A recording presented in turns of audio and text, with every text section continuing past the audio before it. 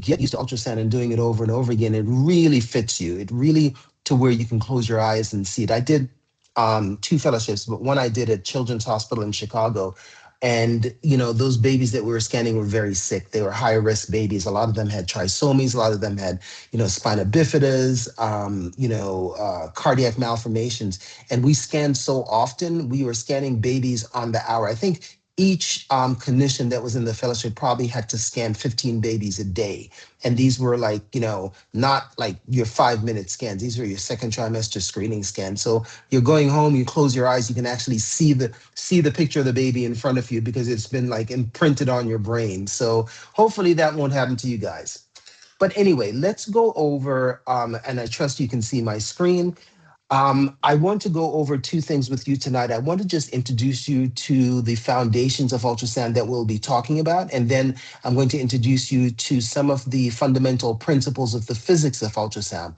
Those of you who go on to take your international accreditation, which I hope you do in point of care ultrasound, I think that is a great investment in yourselves. This is going to be expected, and I kind of helped write that curriculum and that test from the American Registry of Diagnostic Medical Sonographers. So I can, believe me when I say that this is essential to you grasping. Even doctors that have been scanning for years sometimes miss the importance of learning the physics of ultrasound and how it operates and what to do, how to improve your image, but why is your image improving when you touch certain buttons? So in a basic introduction to diagnostic ultrasound, we're looking at a very informative overview exploring ultrasound technology, but we're also including its fundamental principles, its medical application, its advantages, and its limitations, because ultrasound does have limitations. It is not, it basically is not something that can do everything. But what I always tell people is that if you don't know what you're doing in ultrasound, you can either create a disease or destroy it or take it away or heal somebody, and neither one of those are good. So just really quick about the history of ultrasound. It was developed in the early 20th century, the diagnostic part of it. Ultrasound was already there, but the military had it. So prior to that, it was just being used for military radar, homing in, finding submarines underwater, finding missiles. And basically in the 1950s, we looked at it and said, well, wait a minute, if the dolphins are using this to do echoes, why can't we use this to find crucial body parts and soft tissue? So the first ultrasound machines were introduced shortly after the 1950s, and they were, huge tanks of machines, nothing like the landscape miniaturization that you have now. And at first, it was used for wide adoption in obstetrics. And there is where we find that ultrasound has made its mark in obstetrics. Whenever you say OBGYN, people normally assume that with ultrasound, but it also has its influence in cardiology. Cardiologists were one of the first to gain the use of ultrasound over the obstetrics. And for years, cardiologists and obstetrics doctors have been arguing about who does ultrasound better. The answer is neither one of them, because nowadays, even the cardiologists don't do their own ultrasound. Very few of them do. Obstetric doctors do limited ultrasound. You're going to find that you are going to be contracting, some of you for cardiology, some of you for gynae, and you're going to be doing the majority of the ultrasounds that they call themselves doing. So what are the imaging principles of ultrasound? The fundamental principles of medical ultrasound is very, very simple. It's basically three things. And if you know these three things, you know how your ultrasound behaves. Number one, it uses high frequency sound waves, right? Sound waves that are beyond your hearing, above 20,000 hertz, but beyond your hearing. The ultrasound sound waves is beyond the range of hearing. And a lot of people tell me, oh, I can hear the transducer. No, you can hear the hum of the transducer as those crystals vibrate back and forth, but the actual sound is beyond human hearing. So number one, I need to have a high frequency sound wave. This is the sandwich that goes into making ultrasound, the ingredients to the cake that we call ultrasound. Number two, we have to have tissue reflection. What do I mean?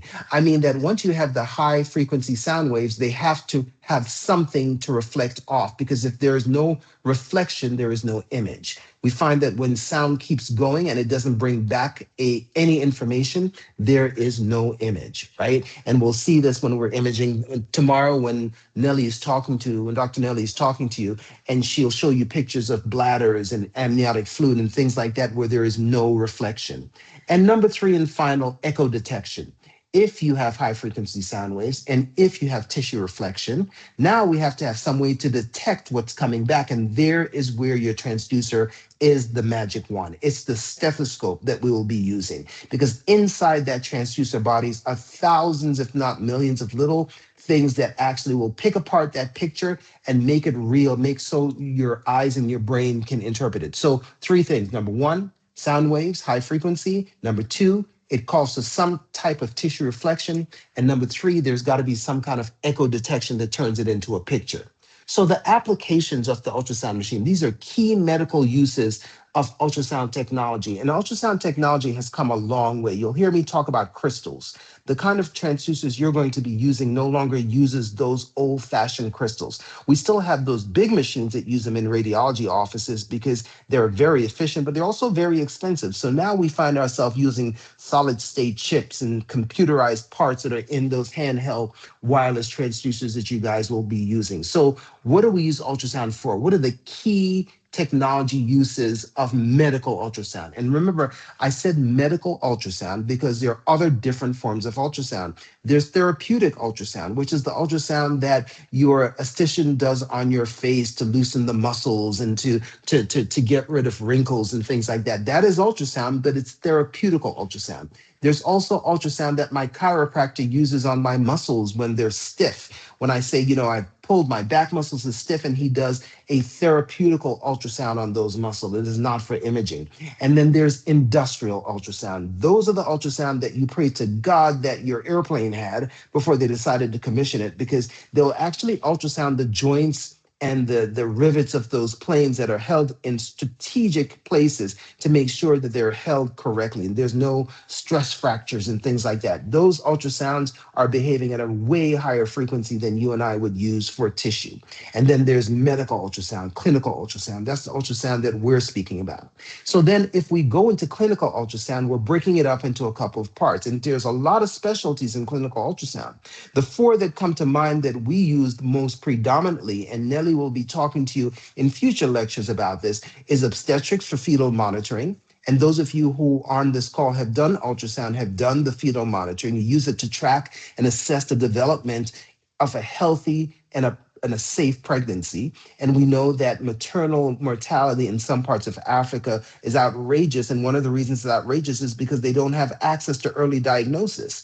I mean, if I can diagnose a placenta previa at 30 weeks, then I know how to manage that pregnancy, right? If I can diagnose a placenta previa before I get that lady to the delivery table, then I don't have to have her push through and bleed to death because she's pushing through a complete posterior placenta previa.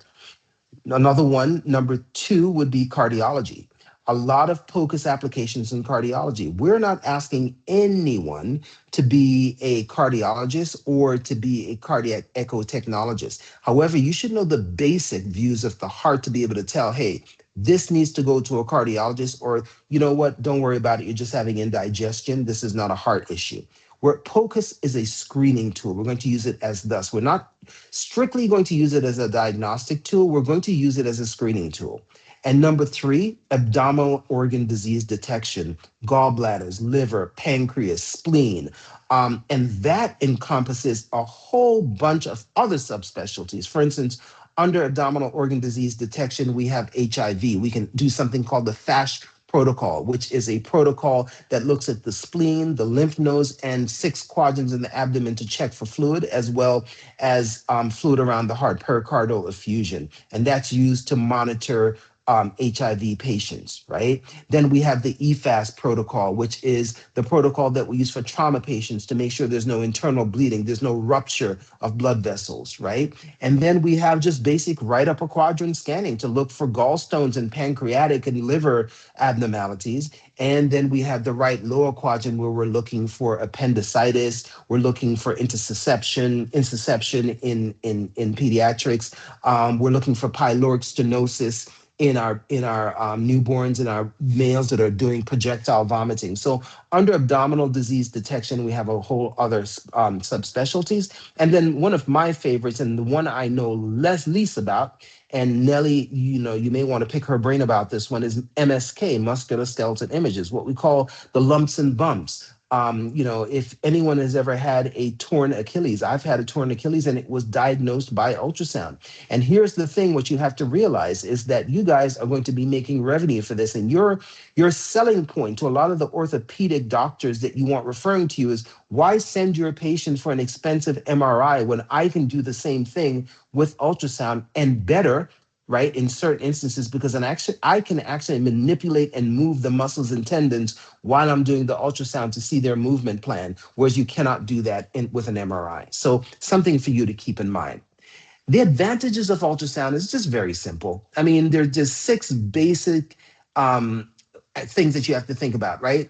And some advantages and some disadvantages. The advantages, it's non-invasive and it's safe. There's no radiation. There's no radiation at all. No ionizing radiation. So we can use that thing for hours if we want to. And in effect, some of the fetal echocardiograms I've done are 2.5 hour studies, and I don't have to worry about exposing that fetus to radiation. Yes, there's a whole bunch of things about cavitation and things like that, but a lot of that have not been proven, so we kind of leave it alone. We say, is the risk worth the effort? Is the juice worth the squeeze? Number two, it's real-time imaging. It's like a fluoroscope, right? It's happening in real time. Even though you store the image, it's still happening where if I'm doing a pyloric stenosis and I give that baby some Pedialyte or something benign to drink, I can actually watch the liquid go down the esophagus, through the stomach, and into the duodenum and through the pylorus. I can actually see it. So it's real-time imaging. It's very cost-effective. Ultrasound typically costs less than any other imaging modality like CT, MR, or even digital X-ray, right? So that's going to be another one of your arguments when you sell this to your other GPs or your other specialists. It's operator dependent quality, and this may be a limitation. It is only as good as the person that's operating it. So this is why I'm telling you, and you may disagree with me, AI will never completely take over ultrasound. It never will, because it is operator dependent. Unless you can train a robot to do this, you'll always be dependent on a human user to put that probe down where it belongs. Another drawback is it has limited tissue penetration. And we're going to talk about frequencies, right? Sometimes when you have an obese patient, it's hard to see. And certain structures like bones and organs that are filled with air can pose a challenge to ultrasound imaging because air and bone don't image. They don't image very well. Okay, so summary of diagnostic ultrasound. Fundamental technology is that ultrasound uses high frequency sound wave. It creates an image, and then that image is translated into a picture, right? It has a wide medical application list. I mean, you're talking about cardiology, abdominal, musculoskeletal, vascular, pediatric cardiology, ophthalmic ultrasound. We're dealing with ophthalmic ultrasound right now in Kenya. You're dealing with HIV. You're dealing with, emergency trauma. We're teaching ambulance technicians to operate POCUS to make diagnosis before they reach the hospital on certain things. The advantage of ultrasound, basically, as I said, is it's real time and it's cost effective, right? Limitation is it's operator dependent, right? And there are technological variants of ultrasound. The difference between 2D and 3D ultrasound, and now there's 4 and 5D also. We won't even go into that because to me, a lot of that is a waste and it's nonsense, right?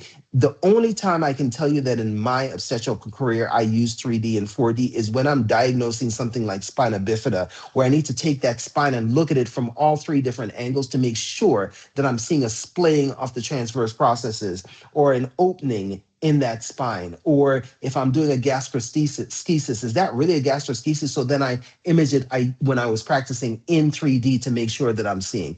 And then there are emerging innovations in ultrasound that you need to be aware of. AI integration, I believe in AI integration. I think it's a great thing. I do not believe that we should depend 100% on AI and ultrasound. We can get away with that in CT and MR, but when you have something that's operator dependent, it's going to be a problem. And then the portable devices like the ones that you're going to be using is expanding rapidly.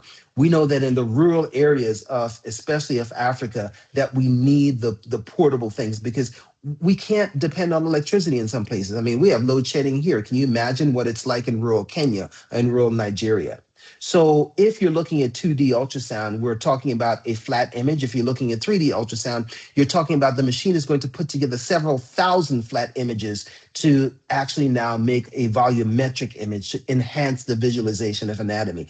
But you guys should not be worried or should not be dealing with that. Then you have Doppler ultrasound. That actually measures blood flow and velocity. Again, very limited will you guys be doing that. Those of you who are going to be doing echoes, like cardiac echoes, and maybe rule out deep vein thromboses or things like that, will go a little bit into it. This particular picture here is a baby in trouble, actually. It's a baby that has a cord. And if you see that the Doppler waveform here is on the cord, but there's a reversal here in that Doppler. There's an absence of diastolic flow, which means the pressure in that cord is so great that the minute the heart stops, the blood flows back in the opposite direction. This here, when I see this, this is a baby that needs to be delivered right away. And if it can't be delivered, it needs to be monitored like almost daily because this baby is going to go into failure really, really quickly. It's a reversal of flow. We can diagnose vascular conditions like abnormalities in the arteries and veins, such as blockages, stenosis, clots. We use the carotid artery for hypertensive testing. Those of you, another revenue stream would be selling your services to a company, an industry company. Like say you go to Coca-Cola and you say, look, we're going to do hypertensive testing for this day. You team up with a nurse or someone that's doing the blood pressure. You do the aortic checks, the carotid checks, and the gallbladder checks, and that is your screening. So, that's another money-making thing. There's a company in the US called Lifeline Screening, and that's how they've made millions over the years. And then also you monitor, as I said, fetal blood circulation by doing the umbilical cord, but that is something, excuse me, you will leave to the sonographers. If you want to compare imaging techniques, we can analyze the strength and the weaknesses of ultrasound. X-ray uses ionizing radiation. In other words, I cannot use X-ray just willy-nilly. The radiation is too much. I have to really, really be careful when I'm using X-ray. Make sure that the person is protected, they're shielded. Where with ultrasound, I have none of that to worry about.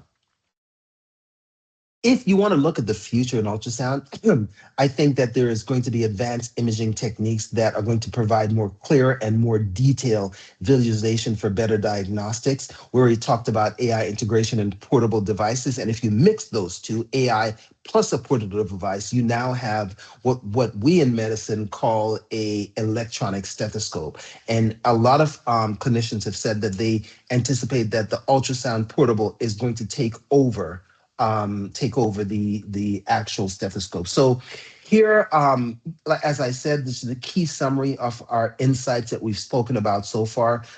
We need to learn the fundamental principles, which we're going to go into some tonight. We already know that it has a wide medical application range. We know the advantages of ultrasound. We know that there are limitations and challenges, and we know that there are technological varieties like 2D, 3D, 4D, 5D, Doppler, power Doppler, color Doppler, and then we're looking at the actual integration of AI and advanced imaging techniques. There is actually now what we call hybrid ultrasound, where it mixes the ultrasound with the CAT scan. So there are some ultrasound machines, of course, these are not the ones you're going to be using, that if you're using it in a hospital situation and it's tied up to the patient information center in that hospital, if you're doing, Mr. Smith's ultrasound, it knows, it's now reaching out to the PACS and it knows that Mr. Smith has had a CAT scan of that same type. And it will overlay the ultrasound picture on top of the CAT scan and then compare them also side by side so you see exactly what you're looking at in both. This picture here happens to be one of my best friends who is Aisha Lewis. She's a vascular specialist in the United States. She's actually now the vice president of Adventist Healthcare Systems in the US. And this was when her and I practiced together. This is her training one of the residents in ultrasound because that was one of the that was one of the things with our hospital with because we were a teaching hospital. We demanded that our residents not only spent a rotation in radiology, but they spent a rotation in the actual different parts of ultrasound, like fetal, pediatrics, cardiac. They went through all of it because we wanted them to know ultrasound when they finished their residency. So, any questions? Any questions so far? Any insights? Anything that you want to add to that? Because I know that there's some of you that are not used to ultrasound scanning before we move on to the next chapter.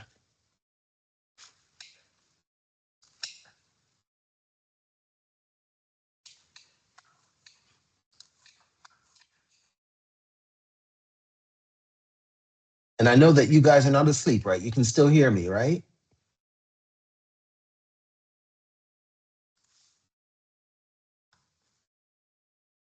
Okay, so let me ask questions then. Since no one's responding to me, I'm going to pick on you and I'm going to ask questions. Hold on 1 second. Okay, so Dr. Thular, have you done ultrasound before? Dr. Tulari, and you can take yourself off mic to speak, off mute to speak.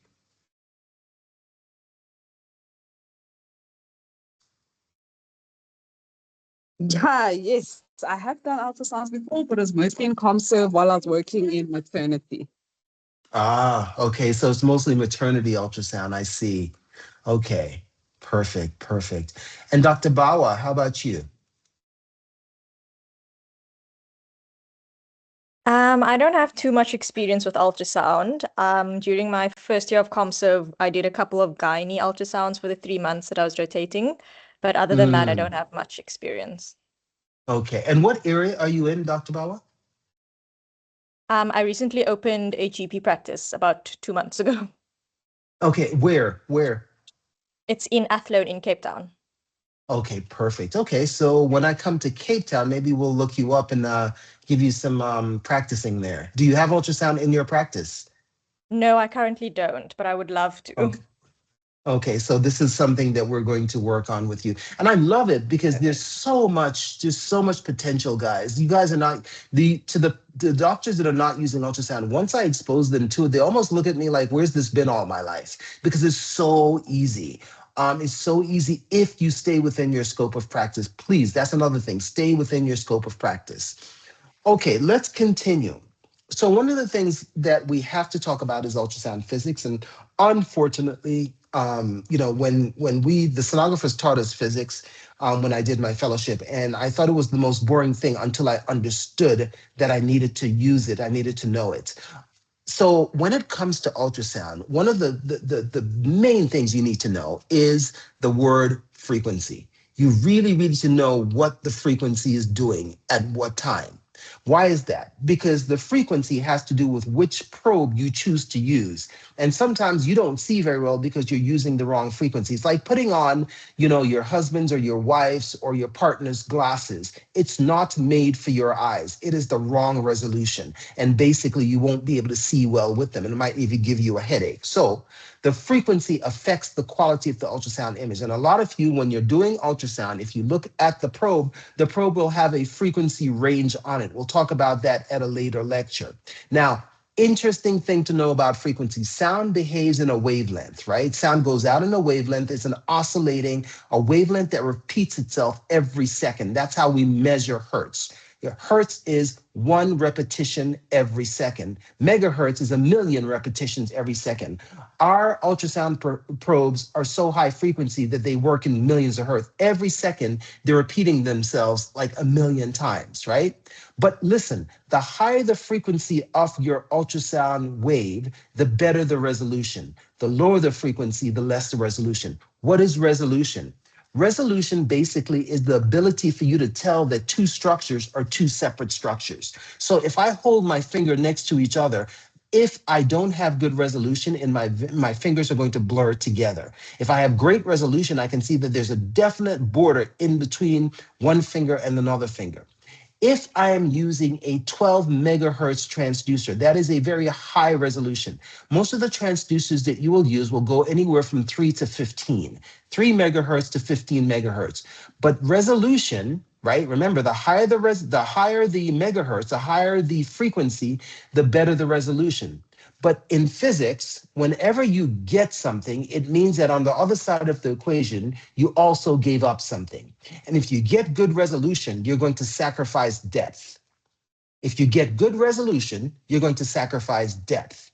What do I mean by that? If you think of wavelength being a wave is something kind of like on the ocean that repeats itself over and over again.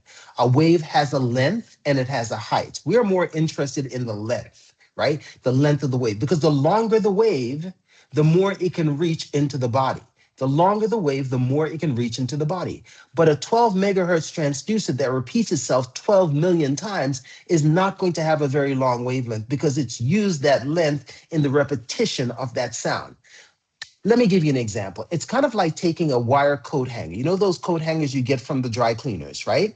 You take a coat hanger and you take the paper off and you take the wire and you unhook it and you stretch it into one line and it may measure 1/2 meter long, okay? So once that measures 1/2 meter long, I have no bends in it. I didn't bend it, it's one straight line. If I compare that to sound, there is no wave, it's flat. It's like a river. There's no flat. There's no wave. However, if I bend it one time, that would be 1 megahertz. One bend, one repetition per second.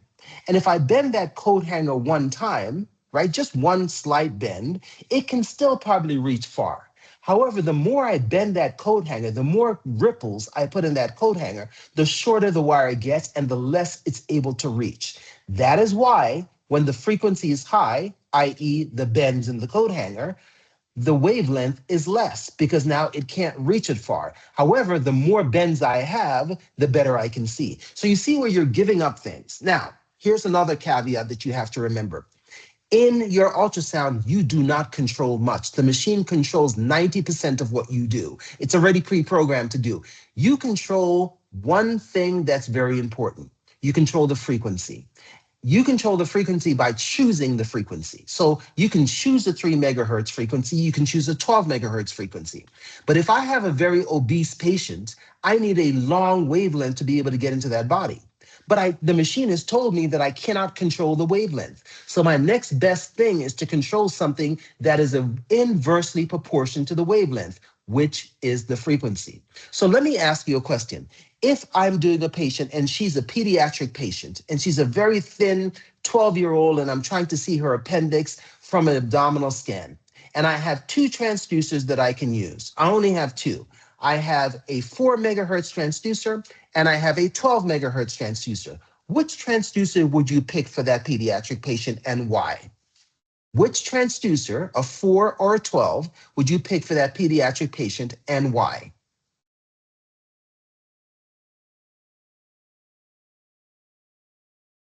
Dr. Bauer, I'm going to pick on you.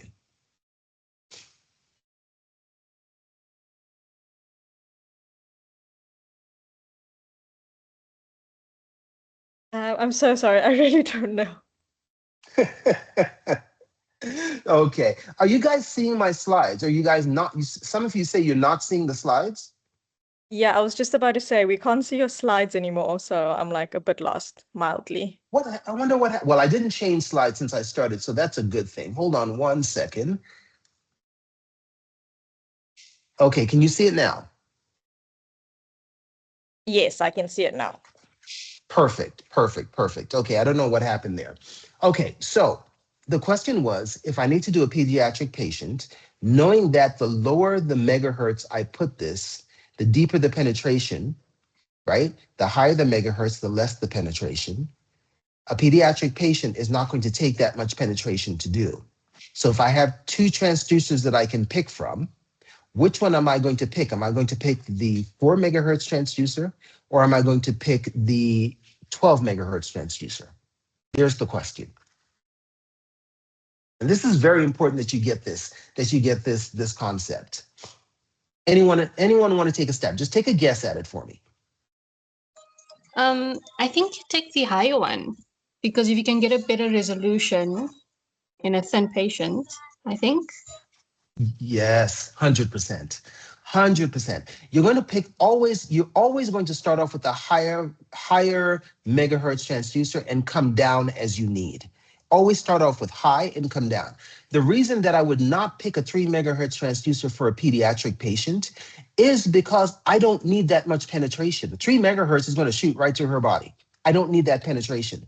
Let's flip the script a little bit. Let's say that I have an obese third trimester pregnancy. I now have a 2 megahertz or a 12 megahertz to use. Which one would I use?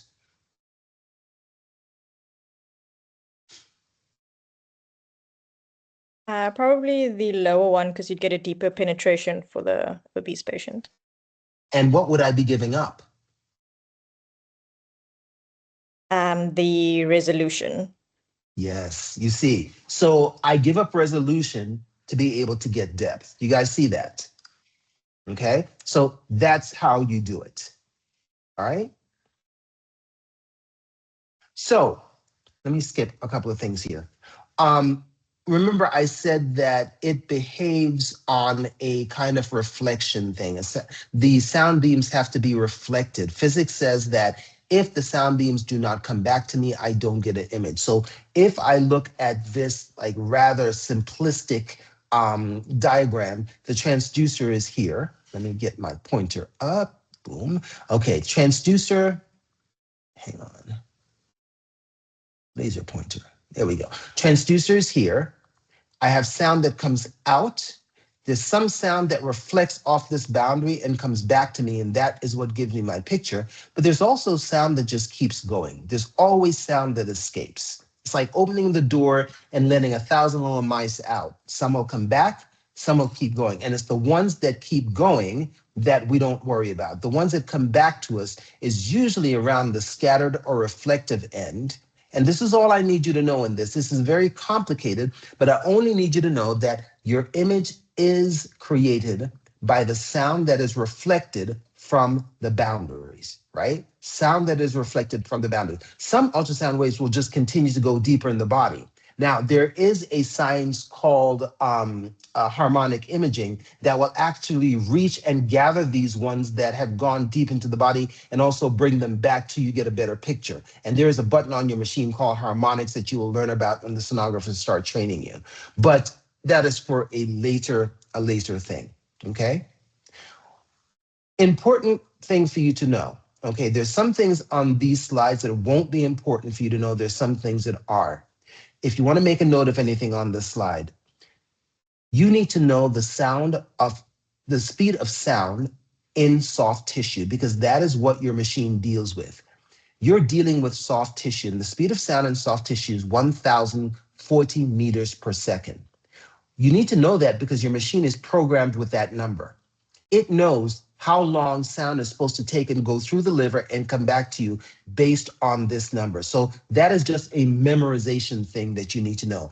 If it says on your examination, how fast does sound travel in tissue? It's always soft tissue, 1,040 meters per second. Okay. All right, now let's get to the fun part. This is the part that I actually enjoy. Okay, explain to you what goes on. Now, I do this and I know that you guys won't be using these machines, but keep in mind that ultrasound machines are like cars. The controls are all the same, they're just in different places. If you're driving a Mercedes versus a Toyota versus a Volkswagen, they all have the same controls. It's just different places and different sizes. So I blew this up to use the bigger machines to show you where these controls are and what they do. The first thing that you want to know is brightness mode. Now, let me take it back a little bit. When your sound goes out from your transducer, it comes back to you. You do not control the power of that sound. Remember I said most of the things you don't control. You only control how it comes back. You do not control how it goes out. So you don't control the power. And your transducer is going to behave much like the car stereo in your car. That volume button, is the gain button. And when we get to gain, I'll explain that to you. The brightness button is here what controls a lot of the sound that's coming back to you, how bright or dark that sound is, how bright or dark your vision is on your screen is controlled by that B mode. We call B mode or 2D mode. Okay, so that controls that. And if you look at this picture here, if you were to turn your B mode completely down or your gains down, this picture would go black, because what you're actually telling your machine there is, I don't want any sound to come back to me. Okay, I basically just want to see a black picture. Now, there's B mode here, but there's also M mode. Those of you who are going to do obstetrics, or going to go into obstetrics, you'll get very familiar with M mode. M mode, just like B mode is brightness mode, M mode is motion, movement, okay? Motion mode means that wherever you put that cursor, it's going to be picking up movement. And I dropped it through the right ventricle of this heart to show what the right ventricular wall. This is the wall of the heart, actually, that is showing you beating and moving. And here is blood. Here is blood. Black spaces would be blood because there's nothing in it. There's no echoes to come back. And then you have your atrium, your septum, your ventral septum here. So motion mode is what you're going to use when you want to find the baby's heartbeat. You're going to drop it right in the heart, and we'll teach you how to use this. And when it does this, it will automatically give you a beat per minute. Color flow, basically, is another type of motion, but it's motion detecting the movement of fluid. And the fluid that it's detecting is red blood cells, right? It's detecting the flow backwards and forward of the red blood cells. And if you look over here on this map here, whenever you put color flow on, it's going to give you a map. And the red, a lot of people think it's, red is for artery, blue is for vein. That is not correct.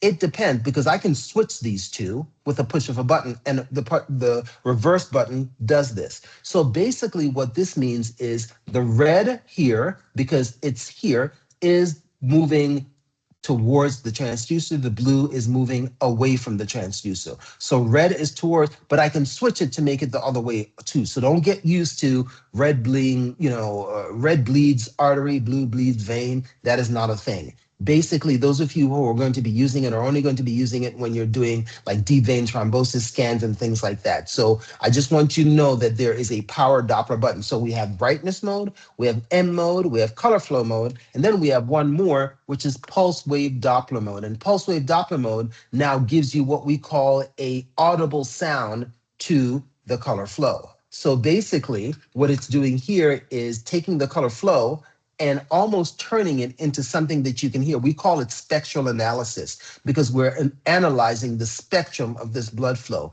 And here it looks like a flow in a testicle. Yeah, it's a testicle. And this is a testicular artery that's flowing.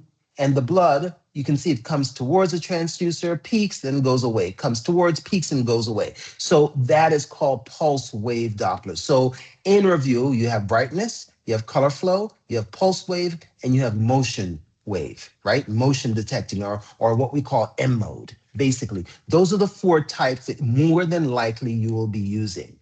Now, we spoke about transducers, and all those types of imaging is housed in each of these transducers.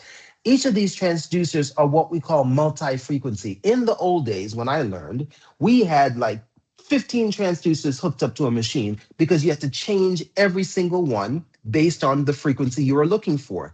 Then they got smart and they said, you know what? Let's not do that anymore. Let's put a lot of different frequencies inside each transducer, so you only have to toggle through what frequency you need. So basically, your transducer now becomes an FM radio. What do I mean by that?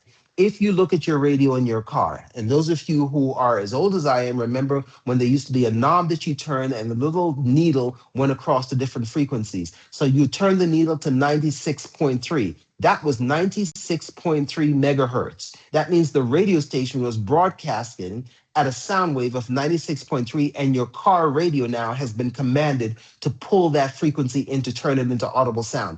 No different than your ultrasound. The only difference is in the ultrasound, it's visual. When your car radio, it is audible. That's the only difference. They behave exactly the same. In fact, the speakers in your car behave exactly like transducers. If you cut them open, you would see that they look almost like a transducer that you're holding in your hand, the anatomy of it. So with this transducer, here we have a 2 to 5 megahertz transducer, which means in this transducer, I have 2, 3, 4, 5. I have 5 megahertz in this one transducer. So if I was doing that pediatric patient, I would use a 5. If I was doing that obese third trimester, I would use a 2.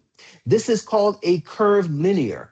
This is the transducer that will be your bread and butter, right? This is what you'll do, your obstetrics, your abdominal, your deep abdominal. You'd use all of this for general obstetric scanning. But if you jump to this, even though this is a curved, this one is just a linear. Why? Because it is linear. This is the kind of transducer that has 4 to 13 megahertz in it, right? So you see it has a wide range of frequencies. What am I doing with this transducer? I'm using it for vascular, carotid, sometimes pediatrics aortas. I use this for pyloric stenosis also, but I'm using it for things where I need a big footprint, like a long carotid artery, right?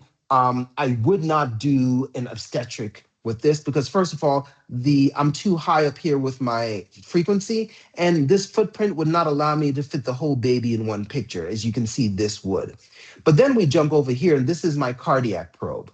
Why? You can see that it has a 1.7 to 4 megahertz, which is my perfect broad range for cardiac. But also see the small footprint on this probe? I can easily fit in between the intercostal spaces with this probe. Whereas with this one, even though I may still have a 4 in this one, there's no way I can fit this intercostally to see the cardiac, to see the apical view or even the subcostal view. There's no way I could do that. So I would need a smaller footprint probe. So all these probes are done differently. The ones that you will be given, I know the ones that you'll be using is between the linear and the curved linear, because the U-image probe basically has 2 different probes, 2 different footprints attached to it with a couple of different frequencies.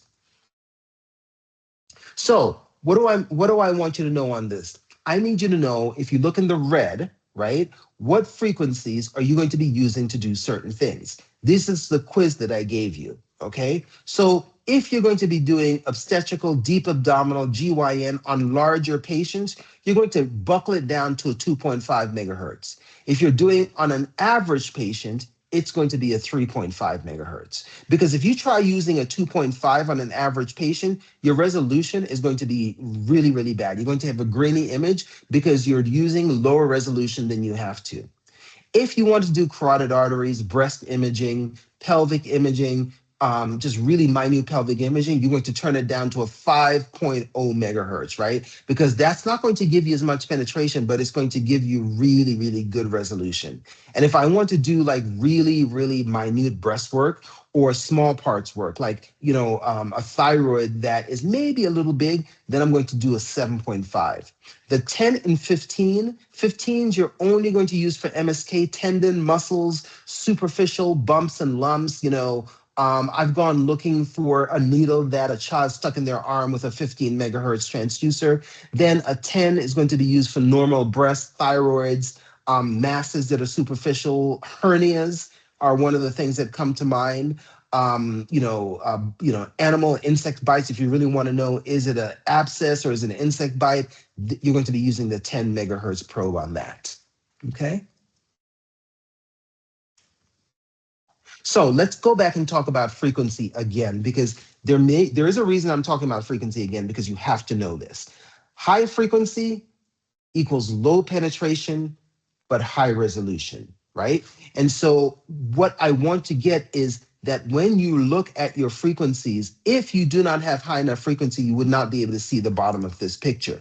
Now, I can go high frequency, mid frequency, and low frequency. So I'm not going to give you a number, but as you see here, this is the same young lady that I'm imaging, right? So here it's a high frequency. Here's the diaphragm here. You've got the kidney and the liver interface. You've got Morrison's pouch here. You've got a hepatic vein that stretches across here, and then a hepatic artery here, right?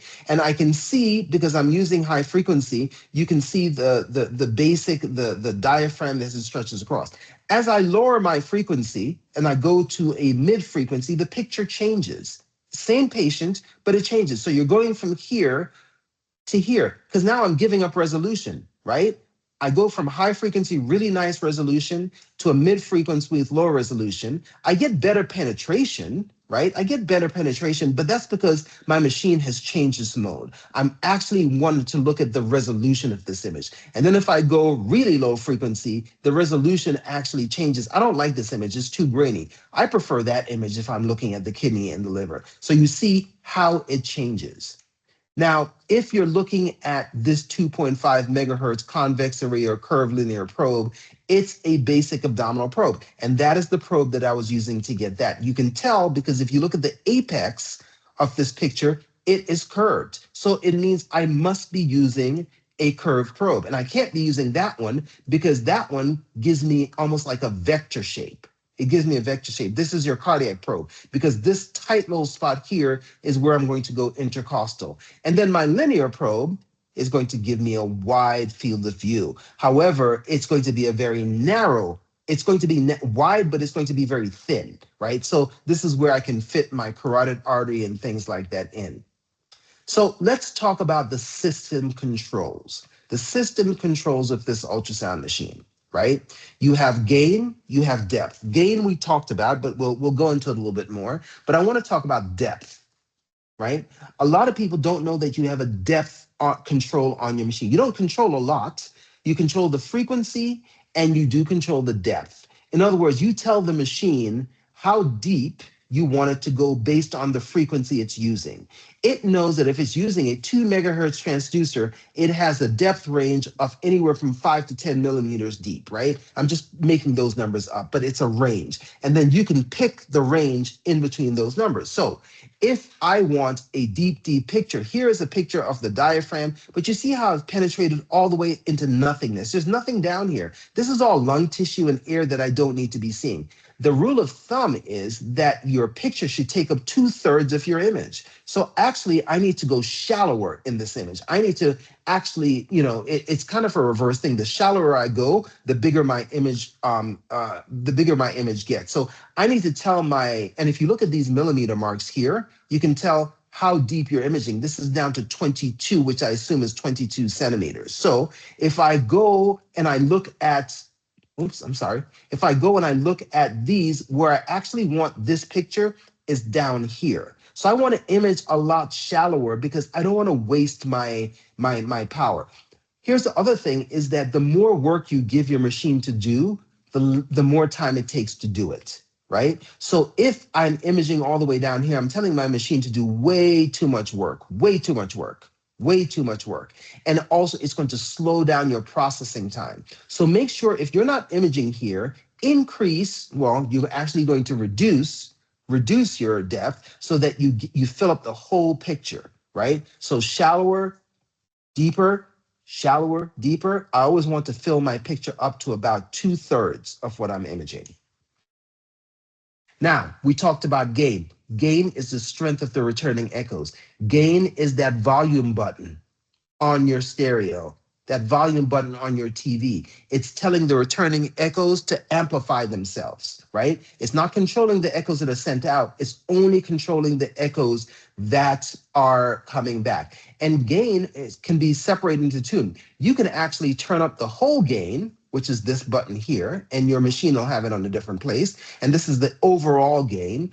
Or you can turn up the gain at individual levels in your image. So let's say that this area of my image, I was very interested in this hepatic vein right here, and I just want to turn up the gain at this level. I would go up here because I know that this level corresponds with this, and all the way down, I would only turn up these gains here, okay? And that would make just this image part here brighter. However, if I wanted the whole thing up, that's when I would go to the overall master gain.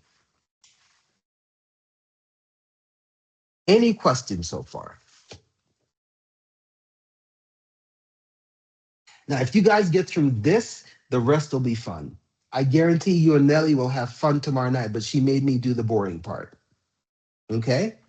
When sound encounters a tissue that's impenetrable, right?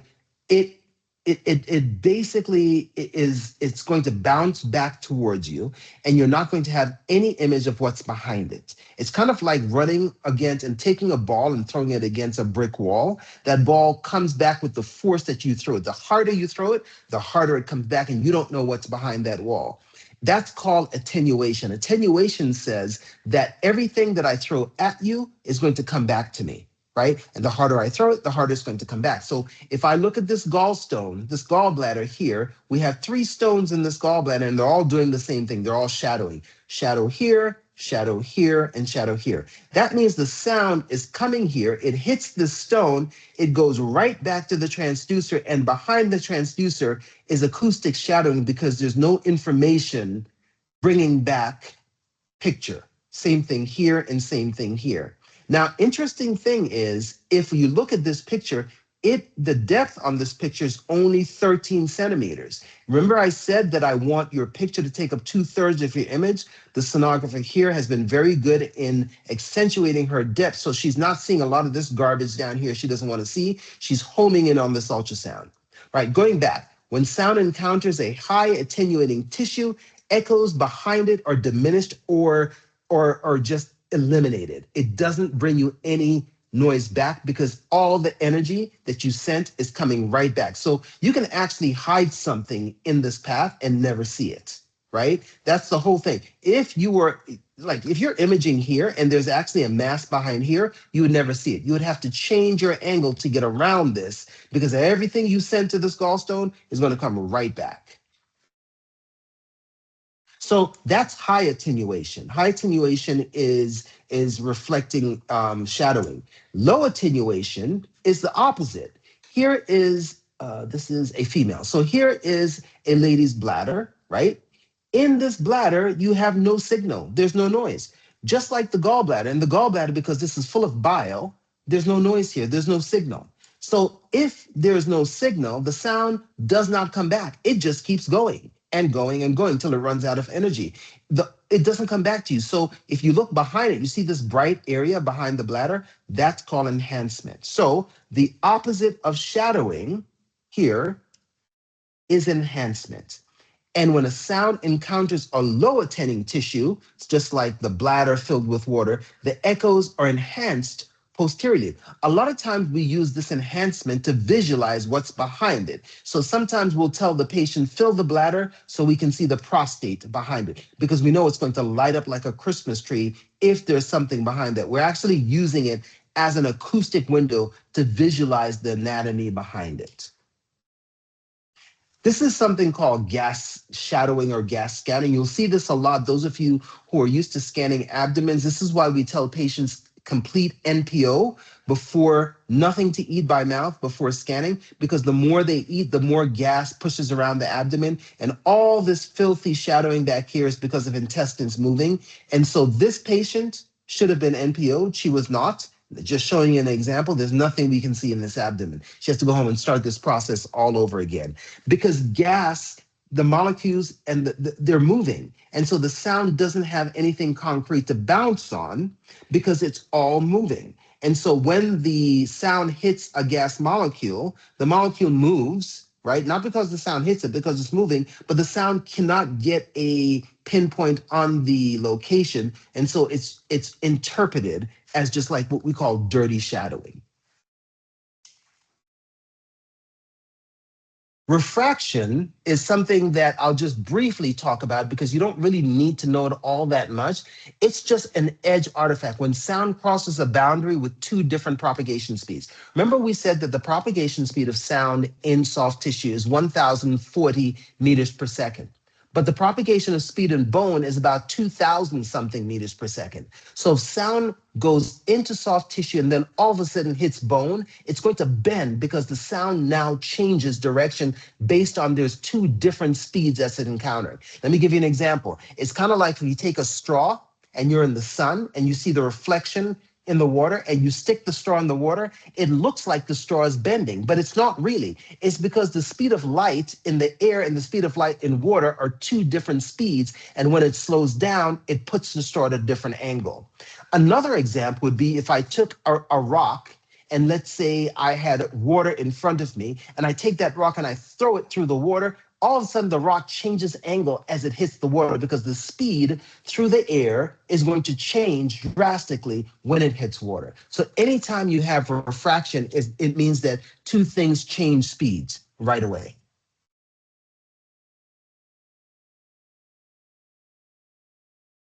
You'll see this a lot too. These are artifacts. You see this liver here. This is obviously a large person because the resolution is just off. It's just off. In here, you see these bands here. There's bright bands here. They're not real. They're called reverberation bands. It's not real. It's called an artifact. Artifact is when something appears real, but it's not. What is happening is the sound is leaving the transducer and it's moving, but then it hits something, comes back towards the transducer, and before it gets to transducer, it hits something else, and then goes back and hits something else, and goes back, and it goes back and forth like that. And it's creating these lines here. To get rid of them, it's usually the rib that it's hitting because I'm doing the liver and I'm going through the ribs to get it. So then I just move intercostally and you'll get rid of that reverberation. Okay? And we won't go through mirror image. These are all artifacts that we're talking about, and you have to know them so you know that, you know, what's going on. Basically, you have, this was a patient with, this patient has, if you look carefully, you see the diaphragm here. He has a bit of ascites here, and also he has a small pericardial effusion, not pericardial, pleural effusion here, because you see this dark, here's the diaphragm. There should be nothing dark under the diaphragm. And this is a tiny bit here. But what I want to draw your attention to is the gallbladder. You see these little things in the gallbladder. Anything in the gallbladder should be on the dependent portion of the gallbladder. We don't like to see anything on the independent portion of the gallbladder because they could be polyps. And polyps in the gallbladder, you know, it's a signal for danger for me, right? I don't like to see polyps anywhere in the gallbladder. So these basically are cholesterol crystals that have accumulated in the gallbladder walls, and you're getting what's called a comet tail artifact because the sound is coming out and hitting these crystals, and before it can come back, it hits the gallbladder wall, and it does that bouncing back and forth thing that you see that are in reverberation, only now it's doing vertically instead of horizontally, okay?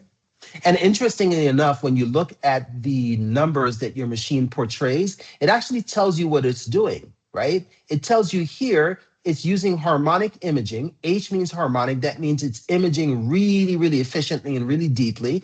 And it's using a 4.0 megahertz probe, right? 4.0 frequency. I shouldn't say megahertz probe. It's using the frequency in the probe that it happens to be using it as a 4.0. The probe actually here goes from 1 to 4. Because here it says 1V4, that just means it has a frequency in it that goes from 1, 2, 3, 4, okay? And it's a sector probe. This just means that it's not, the sector just means it's kind of like the cardiac probe. Somebody was using a cardiac probe because they probably wanted to go intercostally to see this person's liver.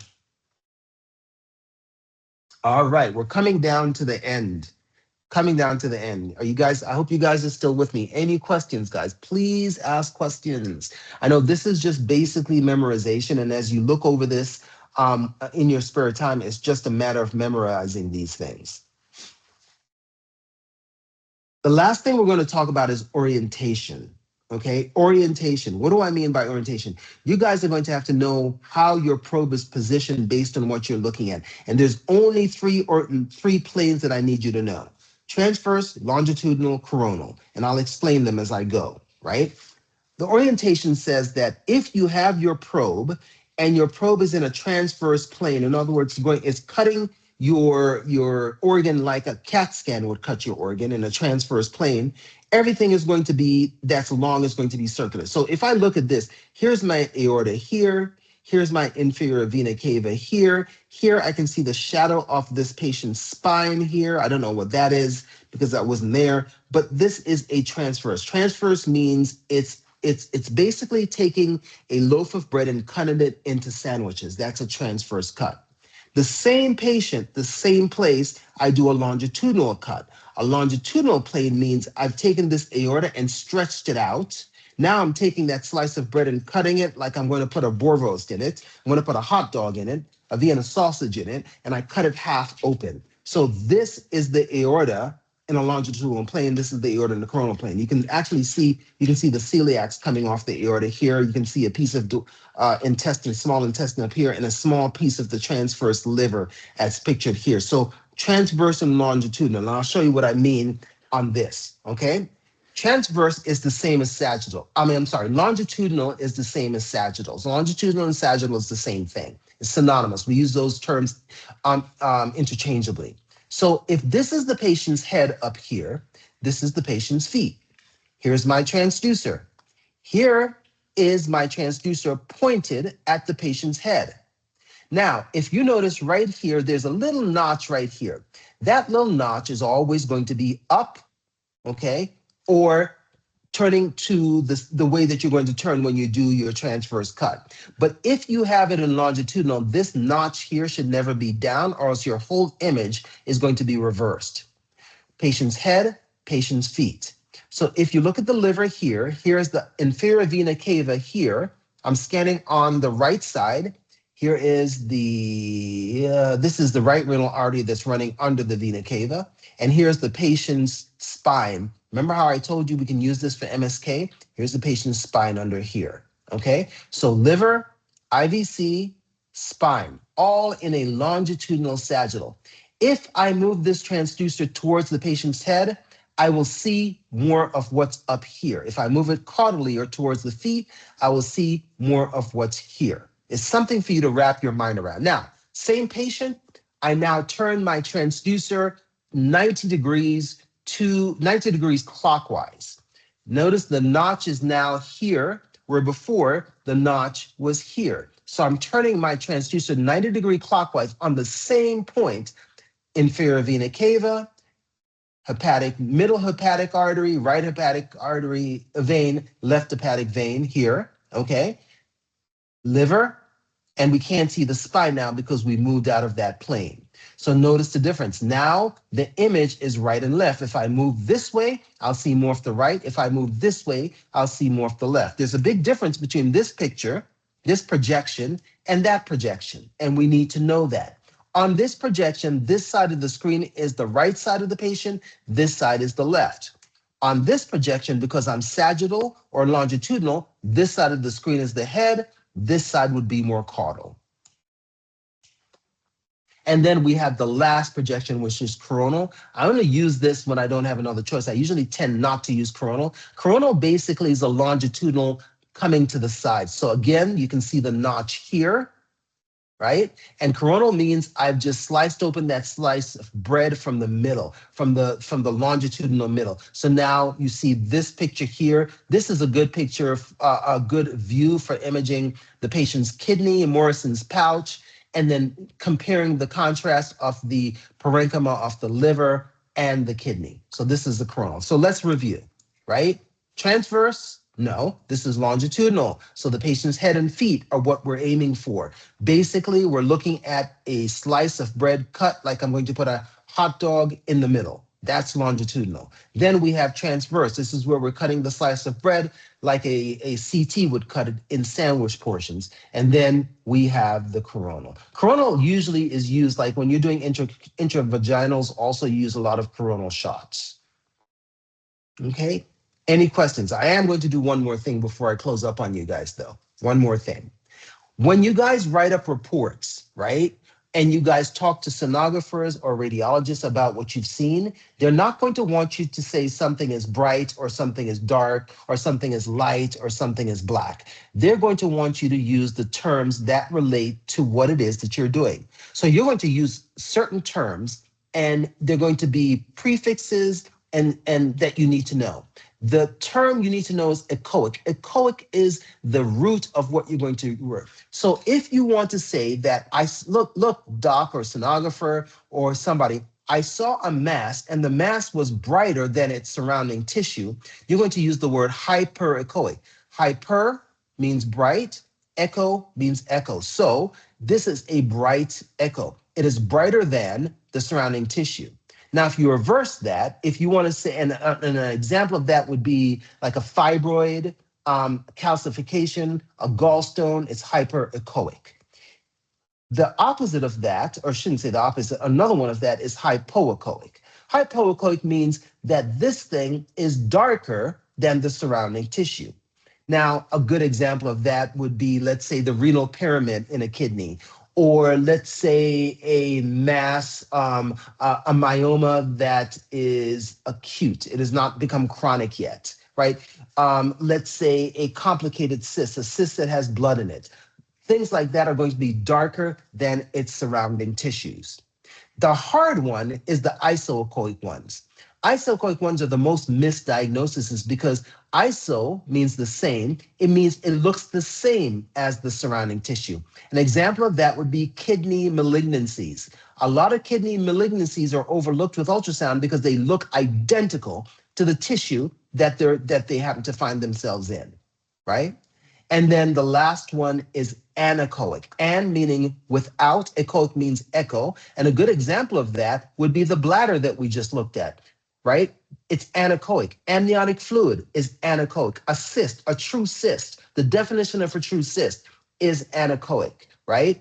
Amniotic fluid, urine, bile, all of that is anechoic. That's without echo. So to review, we have brighter than the surrounding tissue.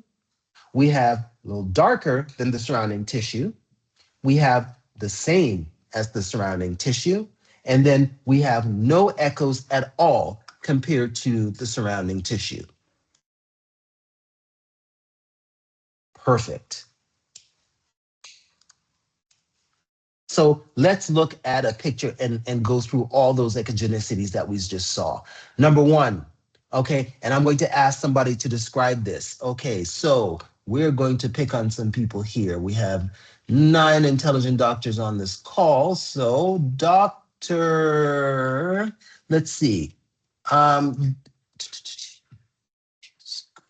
Skulu, Dr. Sukulu, if I'm looking at this picture and I'm using the words, let's go back a little bit. I'm using the words hyperechoic, hypoechoic, isoechoic, or anechoic.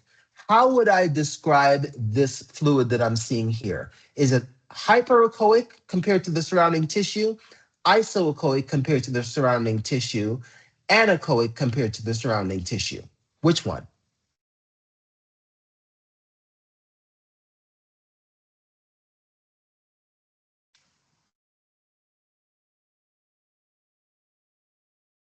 Okay, can somebody help Dr. Takulu out? But maybe anechoic? 100%. And why do you say anechoic? Sorry, there is background noise, but it seems as if there's no echogenicity in that area. 100%. 100%. So there is no echogenicity because the sound just kept going through the fluid and there's nothing for it to reflect on, so it doesn't come back. This is actually a hepatitis patient with a lot of ascites, So this is anechoic. Okay, so let's take this one. The borders of the tissue here, this bright line that I'm pointing to here is, I think it's a border of intestines or something. I don't know because the picture is not moving. Dr. Varushka, is this hyperechoic, isoechoic, hypoechoic? It's hyperechoic. Excellent. You're getting it. All right, last one. This is part of the liver that we're looking at here, I believe. Is the liver hypoechoic, hyperechoic, or isoechoic? Anybody want to tackle that one?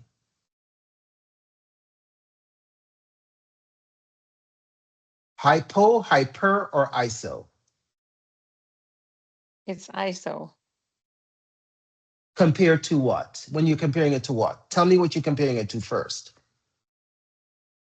So if you're looking, I'm just looking at all the other structures, right? So if you're looking at your main structures, yeah, so where your cursor Yes. is, then it's Yes. isoechoic. So we've Exactly. already said that the area above your cursor is anechoic. We've said that the area below your cursor is hyperechoic. So Yes. Exactly. Exactly. It's not rocket science, guys. I just want you to learn that when you start writing up reports, write them up intelligently because we want your referring docs to have really, really good respect for you, right? And so if you give me a report and it said there was a dark spot in the middle of the image, I'm not going to have very much respect for you because I need you to describe that to me. Tell me the measurement, Tell me what it looks like by describing it to me, and then tell me what you're comparing it to. If you're comparing it to the diaphragm, tell me it is hypoechoic when compared to the diaphragm. If you're comparing it to the structure that it's in, like if it's the kidney and you see a mass, it is isoechoic compared to the parenchyma of the kidney. That's what I need to hear from you, because that only then are people going to put their trust in you in what you're doing. Okay, so that's very good, very, very good. All right, so really quickly to summarize, your image acquisition is going to be based on a couple of things. It's going to be based on your knowledge of anatomy, which we will teach you. You already have your knowledge of physiology and anatomy. We're going to teach you the anatomy according to ultrasound. Tomorrow, you'll learn the gyne academy, anatomy according to ultrasound. Visualize the anatomy in two planes, right? I taught you longitudinal and transverse, at least those two planes. Coronal, you say for when you get stuck, but I always use longitudinal or sagittal and transverse. So make sure that whatever it is you see, you can see it in two planes. Here's the rule. If you see something, you don't know if it's real or not, and it disappears when you turn from longitudinal to transverse, it wasn't real. You have to be able to visualize it in two planes. Define the boundaries, right? What are the boundaries? Is it my diaphragm? Is it my liver? Use those boundaries to figure out what it is that you're looking at. Anything above the diaphragm is going to be either liver or kidney or spleen. Anything below the diaphragm that you're seeing that's anechoic is going to be fluid, okay? Choose the proper transducer. We already talked about this. Make sure that I do not see you imaging a pediatric patient with a 2 megahertz transducer.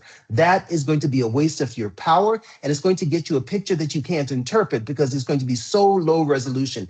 You're actually going to be shocked that when you change to a high resolution, what you're able to see that you did not see before. I've seen masses just appear out of nowhere because I've chosen the right transducer. Learn your acoustic windows, right? And Nellie's going to go over the acoustic window of the bladder with you tomorrow. Your bladder, right? Your intercostal spaces, right? Your diaphragm are acoustic windows. Learn how to utilize that. We'll teach you that. And then maximize your system controls. What is depth? Where do I need to have it? Why do I control it? What is gain? What is frequency? If I were to ask you, can you control the wavelength in your piece of equipment? You should already tell me, no, I cannot control the wavelength, but indirectly, I can control it by adjusting my frequency. Those are the things that you need to know, okay? So with that, I'm going to open it up for any questions tonight at all. I know this is a crash course in physics, and Nellie's going to go through a lot more physics with you, but not, it's going to be almost indirectly. She'll say something and then she'll go through it and she's going to ask you questions. She's going to quiz you tomorrow night. This is a sonographer that we use quite often for training in East and South Africa. So she's quite good at what she does. Any questions from you guys? Okay, and if no questions, tell me, what did you guys think of tonight? Was it difficult? Was it hard? Like, how do you guys see the physics of this? Was it really over your heads, or was it something you think, okay, I'm going to have to pay attention to?